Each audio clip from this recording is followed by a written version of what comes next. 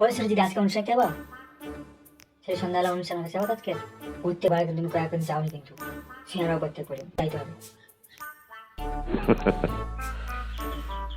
আসলে কি বলতো, এই যে ঠান্ডাটা এত মারাত্মক পড়েছে না, তোরা বুঝতেই পারছিস না। তোরা মানে কি জন্য যে তোরা অনুষ্ঠানেতে যাবি? আমি হ্যাঁ হ্যাঁ হ্যাঁ সকালে আমি বলেছিলাম যাবো বলে, কিন্তু খুব মারাত্মক ঠান্ডা পড়েছে। কতজন মারা গিয়েছে তোরা জানিস?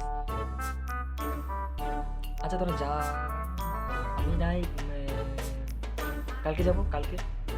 কালকে কোনো অনুষ্ঠান নেই, চিটিং ও বাজ। কালকে অনুষ্ঠান নেই না?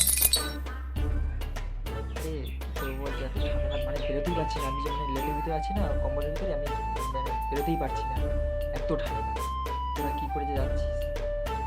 তোর নাটক বন্ধ কর, চিটিং বাজ। যেদিন গা ধুই। এই ভিডিওটা তোমার এইরকম কোনো বন্ধুদের ট্যাগ করো ভিডিওটা, ঠিক আছে? যারা এরকম প্রোগ্রামে যাবে বলে, আমি প্রোগ্রামে যাবো যাবো বলে পাড়ার ছেলেদের বলে রাখি আগে থেকে। তারপরে ঠিক যখন তারা যখন জিজ্ঞেস করে, আমি বলি খুব ঠান্ডা বা আমার কোনো জ্বর হয়েছে, কাশি হয়েছে, হাতে ব্যথা, পায়ে ব্যথা বলে নানা রকম বাহানা দেখিয়ে আমি যাই না। তো এইরকম তোমার পাড়ার কেউ থাকলে তাদেরকে ট্যাগ করো।